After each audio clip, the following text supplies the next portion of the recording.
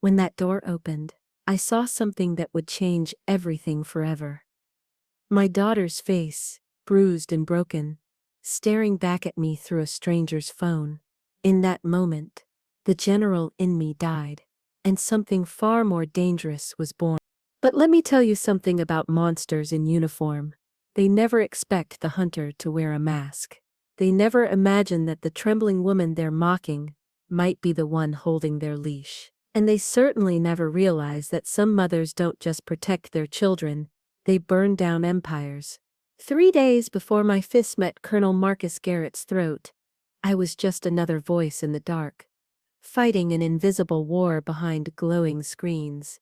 But then I found that phone. Then I read those words, "Emma, you must survive," and suddenly, every rule I'd ever followed meant nothing compared to the fury building in my chest.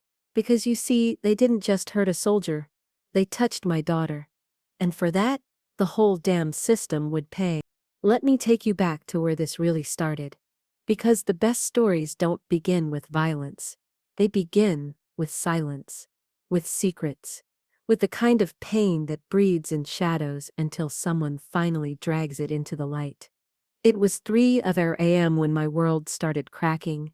I remember, because I'd been staring at the same data stream for 6 hours straight, watching enemy hackers throw themselves against our firewalls like moths against a lamp. They never learned. Neither did I, apparently, since I was still at my desk when most sane people were sleeping. The glow from my multi-monitor setup painted my office in cold blue light. Outside my window, the city sprawled like a circuit board, thousands of lights blinking in the darkness. Somewhere out there, Emma was supposed to be on leave, safe at home, resting. But something had been wrong. I'd felt it the moment she walked through my door earlier that evening. My fingers danced across the keyboard, each keystroke a small act of war. In my world, battles weren't fought with bullets. They were fought with zeros and ones, with encrypted packets and backdoor exploits. I'd spent 20 years building my reputation as the Viper, a name that made even veteran hackers think twice before testing our defenses. Cold, calculating, merciless. That's what they said about Major General Victoria Hayes. They had no idea how right they were, and they had no idea how wrong. Strengthen Firewall 3, redirect traffic through C7 route. I said into my headset, my voice carrying the weight of absolute authority. Feed them some false data. Let's see if they bite. Yes, ma'am, came the immediate response from my team. No questions, no hesitation, just obedience. That's how it worked in my command. Perfection wasn't a goal. It was the baseline. Anything less meant people died. Systems failed. Nations fell. Control. That's what I'd built my entire life around. Anticipating every variable, closing every gap, leaving no room for error. It's what made me the youngest female major general in the history of the U.S. Armed Forces. It's what kept me alive in a world where one wrong keystroke could compromise national security. But control, I was about to learn, is just another word for illusion. The knock on my door was soft, almost apologetic. Only one person would dare disturb me at this hour. "Come in," I called out, not taking my eyes off my screens. Emma pushed the door open slowly. My daughter, my only child, 23 years old, wearing the uniform of a private in the Berserker Battalion. She tried to smile, but it didn't reach her eyes. Something about the way she held herself, the slight hunch in her shoulders, the way she avoided direct eye contact. It all screamed wrong. "Hey, Mom," she said, her voice deliberately cheerful. Too cheerful. "Sorry, couldn't sleep." I turned away from my monitors for the first time in hours. Really looked at her. The uniform hid a lot, but I'd been reading people my entire career. The slight tremor in her hands, the dark circles under her eyes, the way she kept her left arm close to her body, protecting something. The steel in my expression softened, the only time it ever did. "It's late, sweetheart.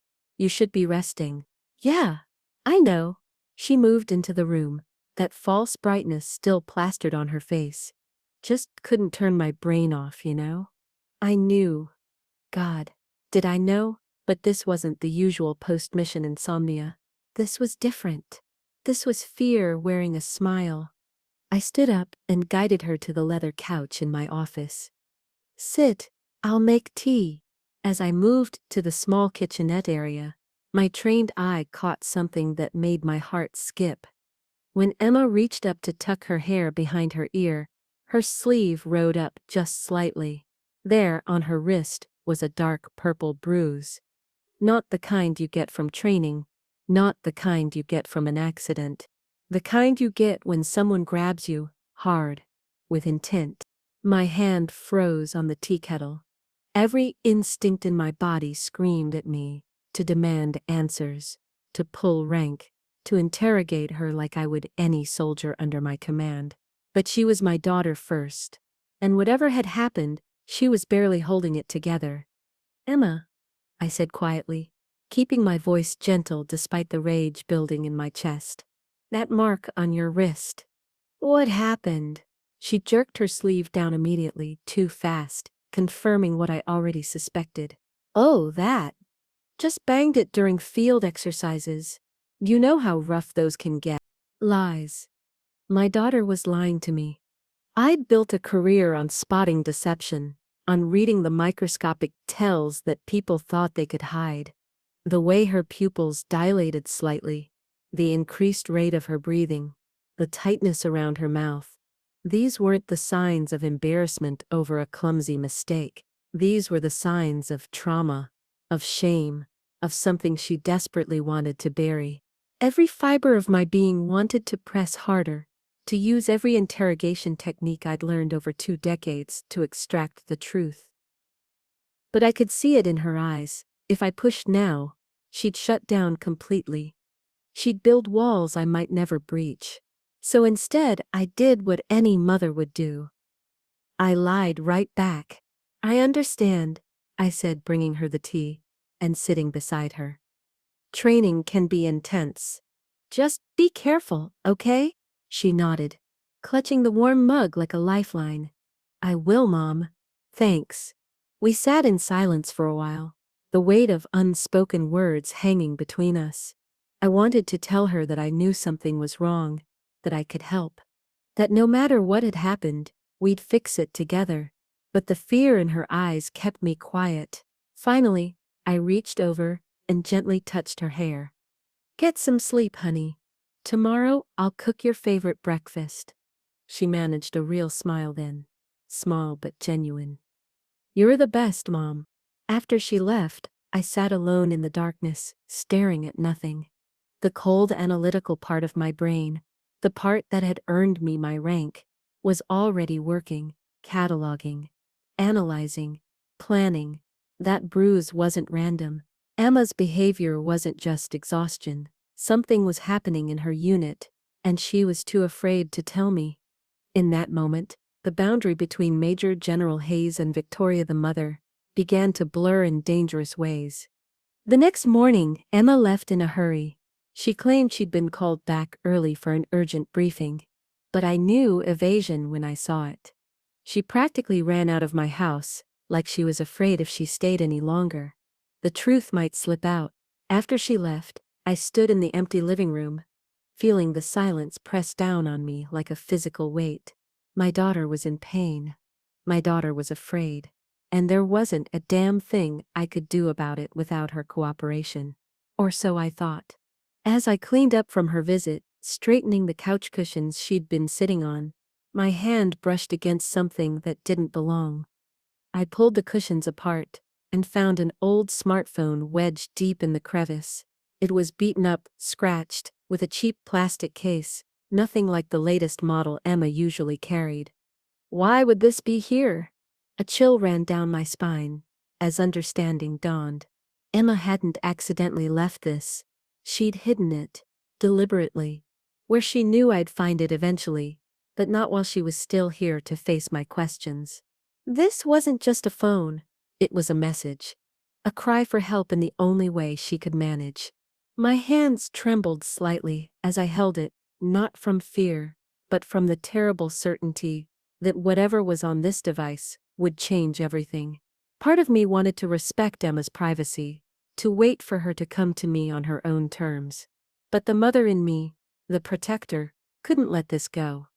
I carried the phone to my home office, the same room where Emma and I had sat just hours before. Now it felt different, charged with possibility and dread in equal measure.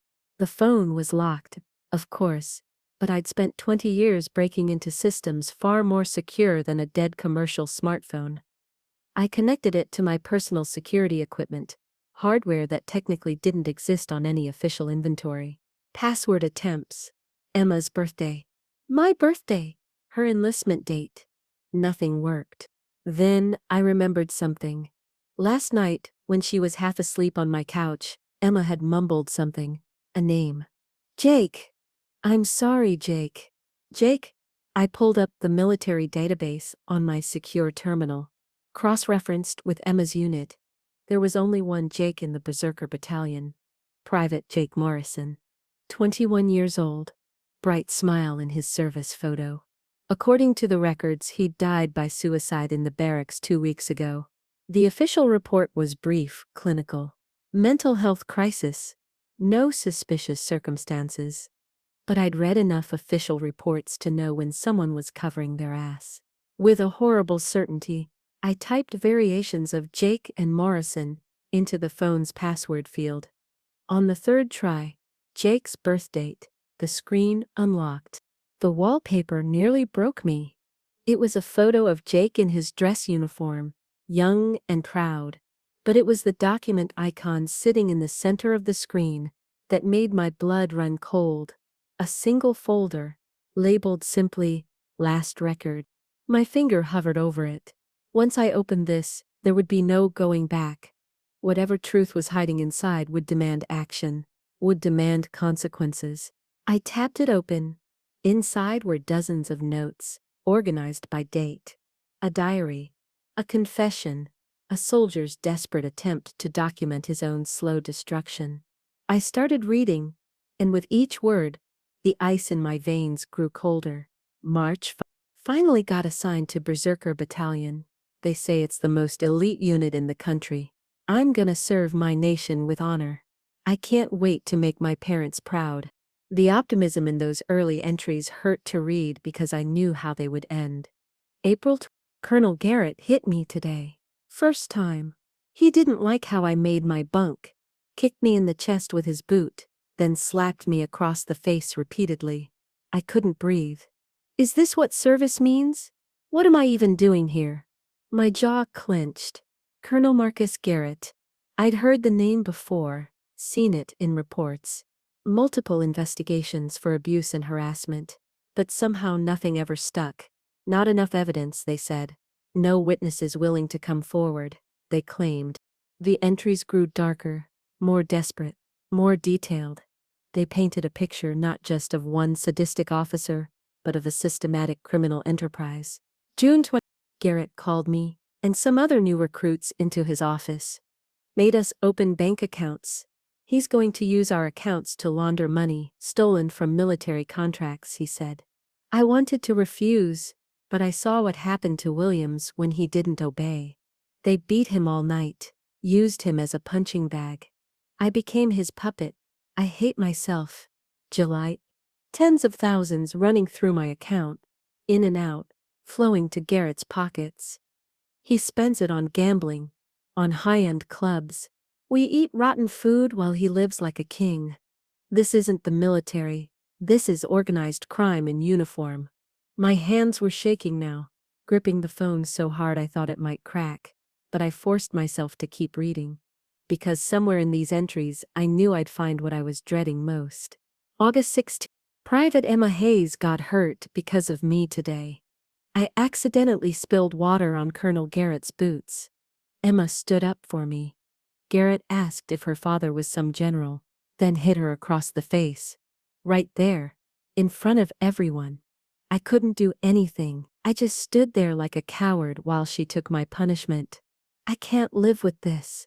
I can't forgive myself. Emma, I'm so sorry. The phone blurred in my vision. Tears hot. and furious, spilled down my cheeks before I could stop them. My daughter, my Emma, that monster had struck my child in the face, and she'd been too afraid or too ashamed to tell me. I wanted to scream. I wanted to put my fist through the wall. I wanted to drive to that base right now and show Colonel Marcus Garrett what a real soldier looked like when you threatened their family. But there was one more entry, the last one, and I knew I had to read it, even though every instinct told me it would destroy me. August 3rd. Dear Mom and Dad, your worthless son is checking out early. I can't take this hell anymore. Every night I have nightmares. Every morning I'm afraid to open my eyes. This isn't a place for human beings. The devil named Garrett treats soldiers like slaves, nothing more. I wanted to expose his crimes. But nobody believed me. They just labeled me as troubled. This phone is my final evidence. I hope after I'm gone, someone will see these records and make him pay for everything. To whoever finds this phone, please make sure no more innocent people suffer like I did. And Emma, you have to survive. You have to live. I'm sorry. I'm so sorry. The phone fell from my hands. I couldn't see anymore through the tears. Couldn't breathe through the rage and guilt and overwhelming grief that crashed over me in waves. This boy, this 21-year-old kid, who should have been learning to serve his country with honor, had been tortured, exploited, and broken until he saw death as his only escape. And my daughter had witnessed it, had tried to protect him, had been punished for showing basic human decency. All of this had happened under my watch, in my military, in the institution I'd devoted my entire adult life to protecting. The tears stopped. Something else took their place. Something cold and focused and absolutely merciless. I'd spent 20 years being General Victoria Hayes, playing by the rules, working within the system, trusting that justice would prevail if we all just followed proper channels. But Jake Morrison had followed proper channels. He'd tried to and the system had labeled him troubled and looked the away. The system had failed him. The system had failed my daughter. And now the system was going to learn what happened when you made the Viper personal. I stood up slowly, methodically, wiped my face. My reflection in the dark monitor screen looked back at me, no longer the composed general, but something sharper, hungrier. Marcus Garrett thought he knew what military justice looked like. He thought his rank and his connections made him untouchable. He had no idea that he hadn't just hurt a soldier or even just my daughter. He'd created a mother with nothing left to lose and everything to fight for. But as my mind began calculating, planning, strategizing, one thing became crystal clear. I couldn't do this as Major General Victoria Hayes. That rank came with rules, with oversight, with chains of command that would warn Garrett long before I could get close.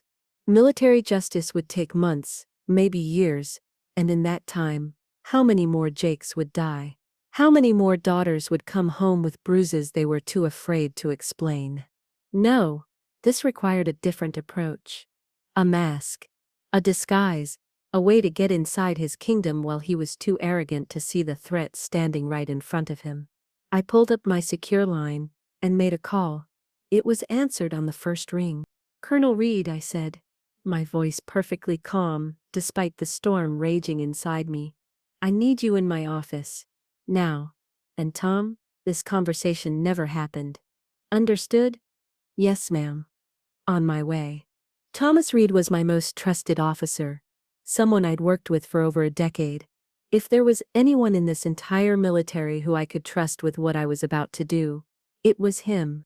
While I waited, I looked down at Jake Morrison's phone, at his final message to the world. Emma, you have to survive. I promise you, Jake, I whispered to the empty room, to the ghost of a kid who deserved so much better. She will survive. And everyone who hurt her, everyone who hurt you, everyone who let this happen, they're going to pay.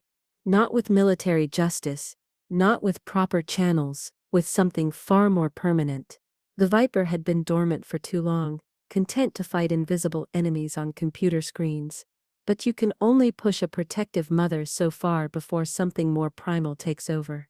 Colonel Marcus Garrett, had just made the worst mistake of his life. He'd declared war on my daughter. Now he was going to learn what real war looked like. 20 minutes later, Colonel Thomas Reed stood in my office, his face grave as he finished reading the entries on Jake Morrison's phone. A career soldier in his late 40s, Reed had seen combat in 3 different theaters. Not much shook him anymore. But this did. Jesus Christ, he breathed, setting the phone down like it might explode. This is Victoria. This is massive. We need to contact the Inspector General immediately. Get military police involved. Launch a full investigation. No.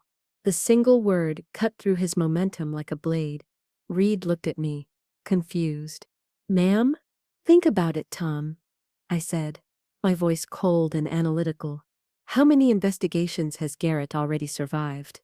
How many complaints have been filed and mysteriously disappeared? You really think one more official inquiry is going to take him down? Reed's jaw tightened because he knew I was right. We both knew how the system worked. Garrett had protection somewhere up the chain. Someone was covering for him, which meant this rot went deeper than one sadistic battalion commander. Then what are you suggesting? Reed asked carefully. I pulled out a file I'd already prepared. Inside were forged documents, a new identity, a complete cover story. Reed's eyes widened as he scanned them. You want to go in undercover? As a civilian contractor? He looked up at me. Victoria, you're a 2-star general. You can't just. I can, and I will. I leaned forward. Marcus Garrett is a bully who gets off on intimidation. He targets people he perceives as weak, as beneath him. So that's exactly what I'm going to be. I pulled out photos from the file. Images of me completely transformed. Bad perm. Thick glasses. Frumpy, outdated clothes. The kind of bureaucrat that men like Garrett dismissed as furniture. Meet Victoria Hayes, GS5 government employee, I said. Middle-aged, technologically incompetent, terrified of her own shadow, coming to conduct a routine cybersecurity audit that nobody takes seriously. Reed studied the photos, then studied me. I could see his military training warring with his common sense. What I was proposing was insane, dangerous, completely outside every protocol and regulation we'd ever sworn to uphold. If this goes wrong, Reed said slowly, your career is over. Mine too, probably. And Garrett walks free. It won't go wrong. You can't know that. Yes, I can. I held his gaze. Because I'm not going in there as a general trying to build a case. I'm going in as a mother who's going to make him destroy himself. Men like Garrett can't help it. Give them a target they think is weak, and they'll strike. All I have to do is give him the rope and watch him hang himself with it. Reed was quiet for a long moment. Then, what do you need from me? I felt something in my chest ease slightly. He was in. 3 things. First, forge me a complete civilian identity. GS5 inspector from Washington, assigned to conduct surprise cybersecurity evaluations. Everything needs to be bulletproof, credentials, work history, the whole package. Done. Second, issue formal orders for this inspection under the Secretary of Defense's signature. Make it look like a routine pain-in-the-ass bureaucratic exercise that nobody wants but everyone has to tolerate. I can arrange that. Third, I paused, because this part was crucial. I need someone to go with me, a technical expert. Someone who's brilliant at their job, but also rigid, by the book, the kind of person who'll quote regulations at people until they want to strangle him.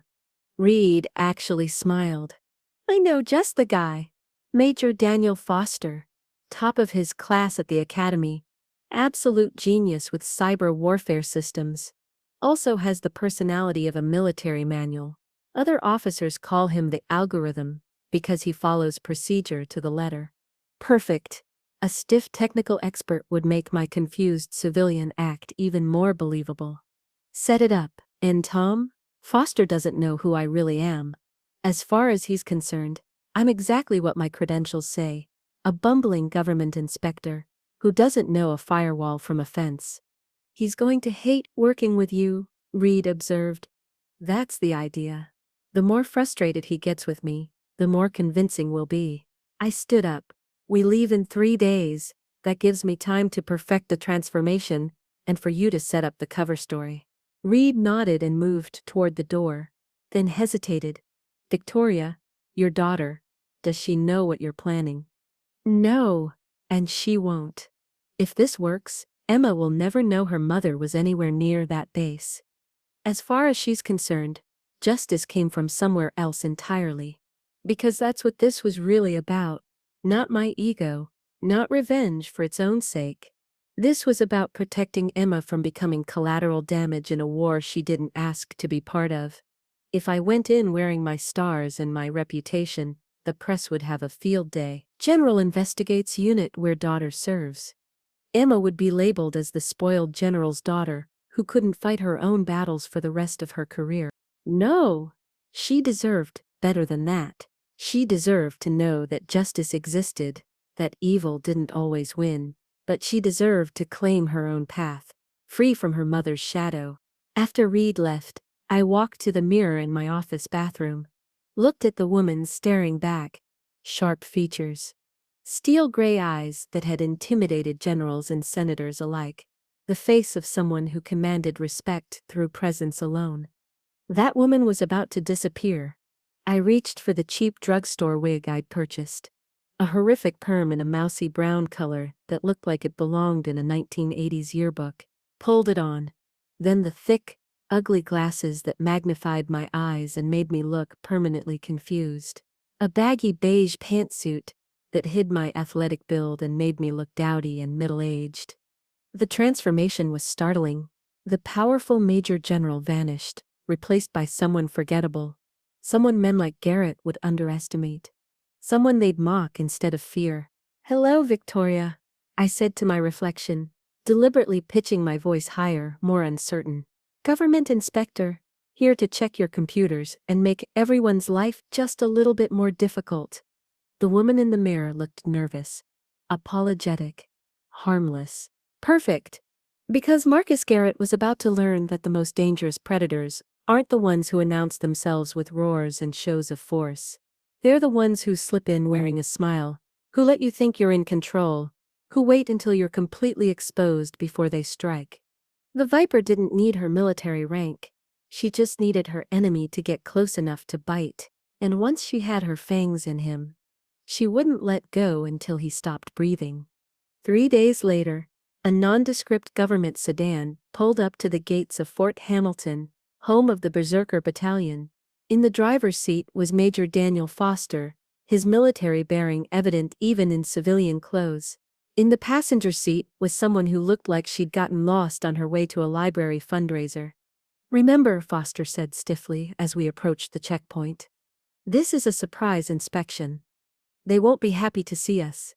Don't let them intimidate you into backing down on protocol. Oh, don't worry, I said in my new, fluttery voice. I have my clipboard and everything. I'm sure it'll be fine. Foster's jaw twitched in a way that suggested he doubted it would be fine at all. Good. His frustration with me would sell the act beautifully. The guard at the gate checked our credentials, which Reed had forged with his usual excellence, and waved us through. As we drove onto the base, I felt my heart rate pick up slightly, not from nerves, from anticipation. Somewhere on this base was my daughter, going about her duties, unaware that her mother was about to burn her entire chain of command to ash. Somewhere here was the place where Jake Morrison had died, where his last shred of hope had finally broken.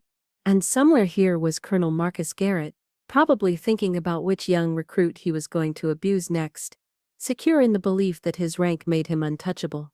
He had no idea that his judge, jury, and executioner had just driven past his front gate, wearing a bad perm, and carrying a briefcase full of irrelevant paperwork. The sedan parked in front of the battalion headquarters. A sergeant with a gut hanging over his belt came out to greet us, looking like he'd rather be anywhere else. You the inspectors? He asked, not bothering to hide his disdain. Foster started to respond, but I jumped in first, extending my hand enthusiastically. Yes! I'm Victoria Hayes, and this is Major Foster. We're here to conduct a routine cybersecurity evaluation. I hope we're not causing too much trouble. The sergeant ignored my outstretched hand. Colonel Garrett's waiting inside. Try not to waste too much of his time.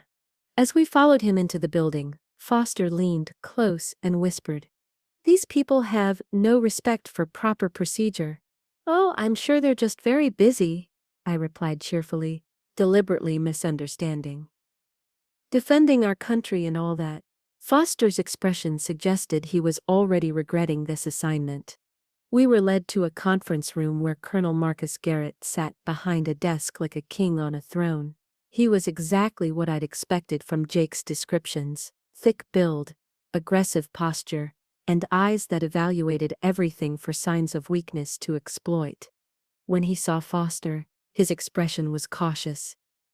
Major's rank meant he had to at least pretend respect. But when his gaze slid to me, I saw exactly what I'd hoped for. Instant dismissal. To him I was nothing. A bureaucratic annoyance. Not even worth acknowledging as a person.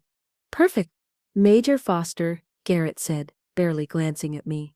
"I assume you're in charge of this little field trip." Before Foster could respond, I stepped forward, clutching my clipboard. "Actually, I'm the lead inspector on this evaluation. I'm Victoria Hayes from Washington. We're here to assess your cybersecurity readiness in accordance with Department of Defense Directive 8. I said it exactly wrong, citing a directive number that didn't exist, fumbling with my papers as I spoke. Garrett's lips curled into a smirk. "Is that right?" He leaned back in his chair. "And what exactly does someone from Washington know about military operations?" "Oh, well, I'm sure you know much more than I do," I said quickly, my voice wavering. "I'm really just here to check some boxes on my forms. Shouldn't take long at all." Foster looked like he wanted to step in front of me and handle this properly. But I'd briefed him yesterday. His job was to be technically competent while I played the fool. The contrast would make my bumbling even more pronounced. Garrett stood up, and I instinctively took a half step back, making myself smaller. His smirk widened. He'd recognized prey. "Listen, lady," he said, his voice dripping with condescension. "In the Berserker Battalion, we do things differently. We don't have time for pencil pushers from Washington coming here to waste our time with their little checklists. So why don't you just write whatever you need to write in your report and head on back to your desk?" "But the protocol says," I started. "I don't give a damn what your protocol says." He stepped closer, using his size to intimidate. "This is my battalion. My rules. If you've got a problem with that, you can take it up with my commanding officer." Hook, line, and sinker. He thought I was afraid of him. Thought he could bully me into leaving without actually doing my job. That kind of arrogance is what I'd been counting on. I understand, Colonel," I stammered. "It's just that my supervisor will be very upset if I don't at least look at your server room. Maybe just a quick peek?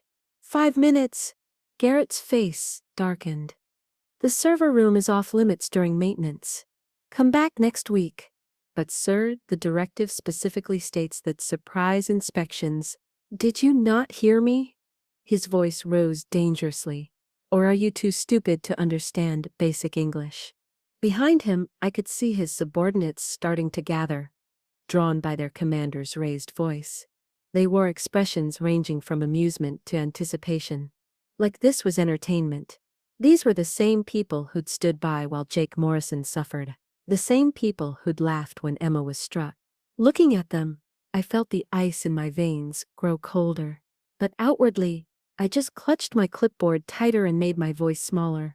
"I'm sorry, I didn't mean to upset you.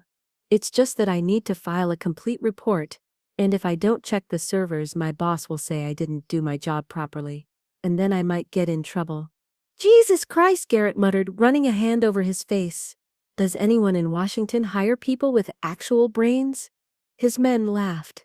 Major Foster's face had gone red with suppressed anger at how I was being treated, which only made my performance more believable. "Tell you what," Garrett said, his voice dripping with false patience. "Why don't you and your military babysitter here go grab some coffee from the mess hall? Give us, 2 hours to finish our maintenance. Then maybe we can squeeze you in for your little inspection. How's that sound? It sounded like exactly what I wanted. Time to observe, to gather intelligence, to let his arrogance build, until it became his noose. But I couldn't look too eager. 2 hours? I repeated uncertainly. 2 hours. That too complicated for you to remember? No, sir. I can remember. 2 hours. I'll just. I gestured vaguely toward the door. I'll come back then. As Foster and I left the building, I could hear Garrett's voice behind us, not even bothering to lower it. Can you believe they sent us that useless cow? Must be budget cuts if Washington's hiring from the reject pile. More laughter, more mockery. Foster's hands were clenched into fists at his sides. Inspector Hayes, he said through gritted teeth once we were outside. I want to file a formal complaint about that officer's conduct. That was completely unacceptable. Oh no, Major, please don't, I said in my fluttery voice. Even as inside, I was cataloging every word, every insult, every dismissive gesture. I don't want to cause any trouble. He's just stressed, I'm sure. Running a military unit must be very difficult. Foster looked at me like I'd grown a second head. That man just called you. He stopped, clearly unable to repeat Garrett's words. He was grossly disrespectful. It's fine, really. I'm used to it. I smiled weakly. People don't usually take me very seriously. And that, Major Foster, is exactly what makes me so dangerous. We spent the next 2 hours in the mess hall, drinking terrible coffee and watching soldiers come and go. I made sure to appear nervous, uncomfortable, out of place, but my real attention was on the dynamics I observed. The way junior enlisted personnel moved quickly, keeping their heads down, the way certain sergeants carried themselves with the swagger of bullies, the atmosphere of controlled fear that permeated everything. This wasn't a military unit, it was a protection racket in uniform. When we returned to the headquarters building, Garrett was waiting with his arms crossed. Server room's open. But you've got 30 minutes, and then I want you gone. Clear? Yes, sir. Very clear. Thank you so much for accommodating us. I scurried after him like an eager puppy, deliberately emphasizing how grateful I was for his generosity. The server room was exactly what I'd expected. Standard military IT setup, nothing fancy but functional. Foster immediately went to work, examining the systems, pulling up logs, checking configurations. He was in his element, speaking in technical terms that went over my character's head, which gave me the perfect excuse to keep asking questions. Excuse me, Colonel, I said, pulling out my checklist. It says here I need to verify the log files. What are log files exactly? Are they like a diary? The look on Garrett's face was priceless. He actually laughed, not with me, but at me. Did you actually ask if log files are like a diary? His sergeants, who'd followed us in, burst into laughter. Even Foster looked mortified, though he was too professional to show it openly. Ma'am, Foster said stiffly. Perhaps I should handle the technical aspects while you manage the paperwork. Oh, that would be wonderful. Thank you, Major. You're so knowledgeable. I beamed at him, then turned back to Garrett. I'm sorry, Colonel. I'm not very good with computers. Could you explain it? In simpler terms? For my report? Garrett waved his hand dismissively. Log files record what happens on a computer. Think of it as. He paused, clearly struggling to find words, simple enough for someone he considered an idiot. Like a security camera, but for data. Got it. Ooh, like a security camera. That makes sense? I scribbled on my clipboard enthusiastically. Thank you so much for explaining it. You're very patient with me. The contempt in his eyes was absolutely beautiful. He thought he was educating a moron, had no idea he was being studied by someone who'd forgotten more about cybersecurity than he'd ever learn. Over the next hour, I watched Foster work while I played my role perfectly, asking stupid questions, writing things down wrong, generally being as ineffective as possible, all while my real attention was on something else entirely. The security badges, the access protocols, the gaps in their network security, that someone with my training could exploit from the outside. Most importantly, the server layout itself, where the critical data was stored, which systems connected to which. Because while Garrett thought I was wasting his time with my incompetence, I was actually mapping his entire digital infrastructure in my head. Every system, every vulnerability, every way I could tear it all down when the time came. Well, I finally said, checking my watch. I think we've taken enough of your valuable time, Colonel. Thank you so much for your patience. About damn time, Garrett muttered. Then, louder, so we passed your little inspection? Oh yes, everything looks wonderful. You run a very tight ship here. I gave him my most vacuous smile. I'll just file my report, and we'll be out of your hair. He actually looked disappointed, like he'd been gearing up for a fight and I'd robbed him of it by being too useless to even argue with. Great, Sergeant Willis will see you out. As we walked toward the exit, I let my clipboard slip from my hands. Papers scattered everywhere, deliberately, though it looked like pure clumsiness. Oh no, oh, I'm so sorry. I dropped to my knees, scrambling to pick them up. Several soldiers snickered. For God's sake, Garrett said. Someone help her pick that up before she's here all day.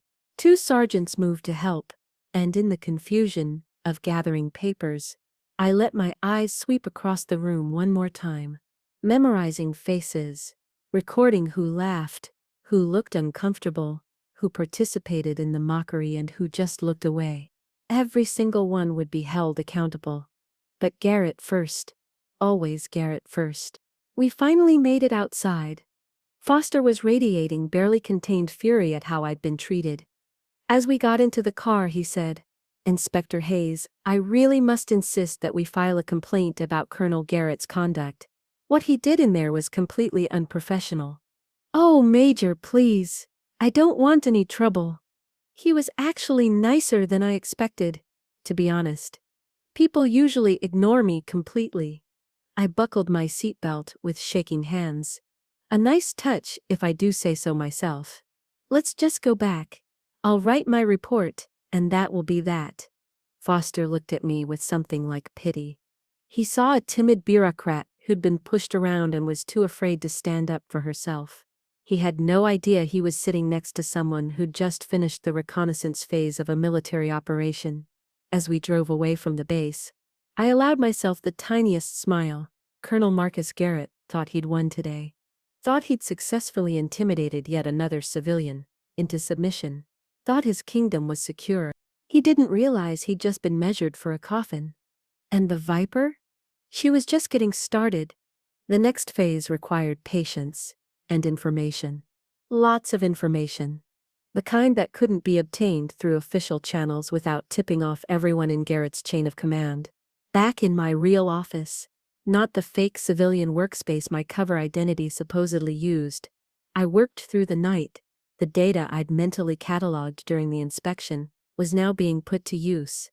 I didn't need physical access to their servers. I just needed what I'd gotten: visual confirmation of their system architecture, knowledge of their network topology, and one crucial piece of information I'd spotted on a notepad by a keyboard. A password. One of the sergeants had it written down. A cardinal sin in cybersecurity, but humans are lazy. That single password gave me a foothold. From there, my custom malware did the rest, spreading through their network like invisible smoke. Within 48 hours, I had copies of every file on the Berserker Battalion's servers: financial records, personnel files, email correspondence, even the security camera footage going back months. What I found made Jake Morrison's diary look like the tip of an iceberg. Garrett wasn't just abusing soldiers, he was running a full-scale criminal enterprise. Shell companies, money laundering schemes, kickbacks from military contractors. His battalion was essentially a personal ATM, with young recruits' bank accounts being used to wash hundreds of thousands of dollars. But more damning than the financial crimes were the communications. Emails between Garrett and someone higher up the chain. Someone protecting him. Someone who knew exactly what was happening and actively helped cover it up. Major General Richard Dawson, commander of the entire division to which the Berserker Battalion belonged. The rot went all the way to the top. This revelation changed everything. If I exposed Garrett alone, Dawson would cut him loose as a rogue officer and claim ignorance. The system would be damaged but not destroyed. But if I could prove Dawson's involvement, I could tear the whole corrupt structure down. But that would require more than digital evidence. I needed Dawson to incriminate himself, to act so egregiously that even his powerful connections couldn't save him. I needed to bait him into making a mistake, so catastrophic it couldn't be covered up or dismissed. Which meant I needed Garrett to call his boss for help. And Garrett would only do that if he felt truly threatened. If he believed his entire world was about to collapse. Time to turn up the heat. Colonel Reed came to my office at 0300 hours, summoned by my encrypted message. He found me surrounded by documents, screens full of incriminating data, and the cold smile of a predator who'd found her prey. "Tell me you didn't hack into a military installation's servers," Reed said, though his tone suggested he already knew the answer. "I didn't hack anything," I replied. "I simply observed and made some educated guesses about their security protocols. Any similarities between those guesses and their actual systems are purely coincidental." Reed sat down heavily. "This is career-ending stuff, Victoria. For both of us. Only if we lose." I turned my monitor so he could see what I'd found. His eyes widened as he scrolled through the financial records, the emails, the web of corruption that connected Garrett to Dawson. "Jesus," he breathed. "This is bigger than we thought. Much bigger, and we're going to need a bigger trap to catch them all." I pulled up a satellite map of Fort Hamilton and the surrounding area. "Here's what's going to happen. We're going to leak information that makes Garrett panic. Make him think his crimes are about to be exposed. He'll reach out to Dawson for help. And when Dawson responds, not if, when, we'll have proof of a conspiracy that goes to Division Command." "How do you plan to make Garrett panic without exposing yourself?" I pulled out Jake Morrison's phone. "We're going to let them think this evidence survived, that someone's about to bring it public. Garrett will lose his mind trying to contain it, and in his panic, he'll reach out to Dawson." "But Jake's phone is right here?" "They don't know that. As far as they're concerned, the phone could be anywhere. In a lawyer's hands, with a journalist, sitting in an evidence locker. The uncertainty will eat at them."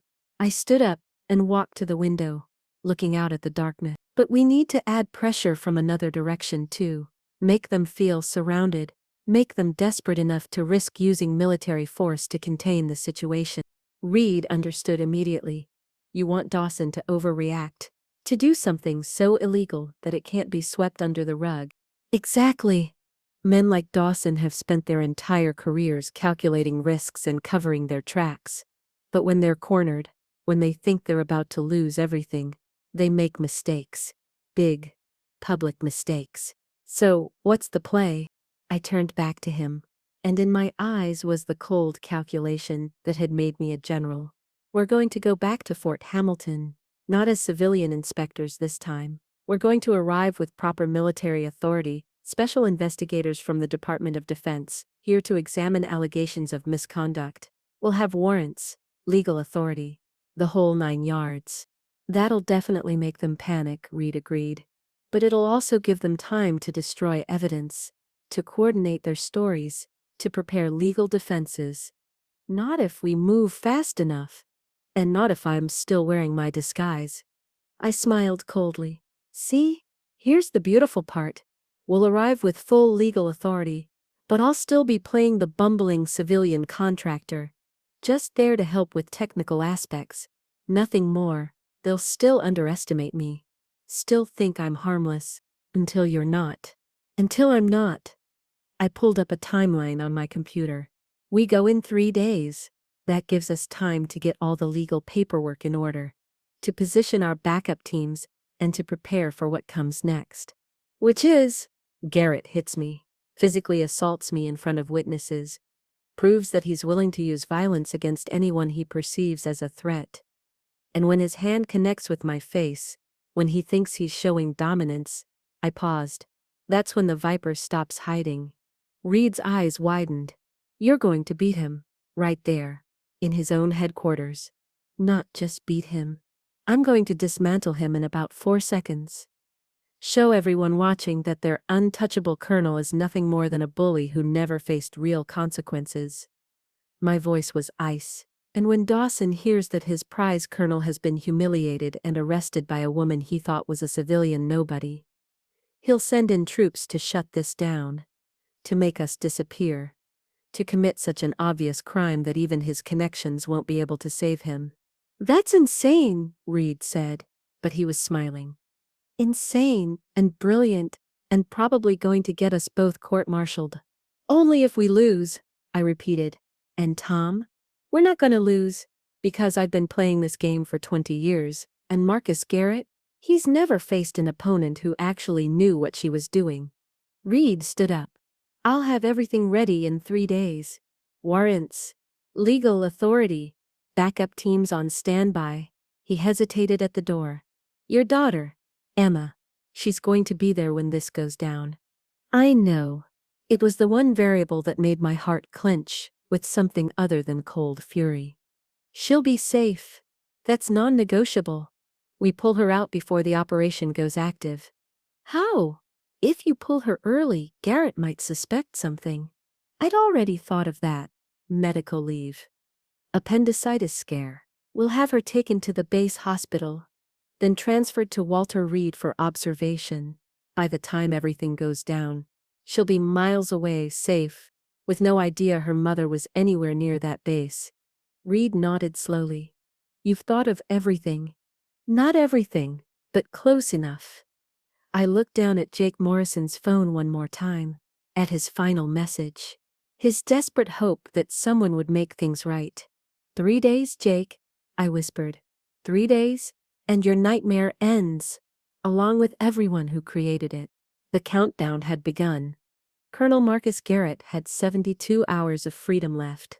He just didn't know it yet, and when he finally realized what was happening, when he understood that the harmless woman he'd mocked and dismissed was actually a general who'd been hunting him from the shadows, by then it would be far too late. The trap was set. The prey had taken the bait. Now all that remained was the spring. And the viper? She was very, very good at waiting for exactly the right moment to strike. Every story carries within it an echo of our shared humanity. If this story has touched your heart, share it with someone special. Leave us a comment about what you felt, and subscribe to join us for more soul-reaching stories. Because every life tells a story that deserves to be heard. See you next time.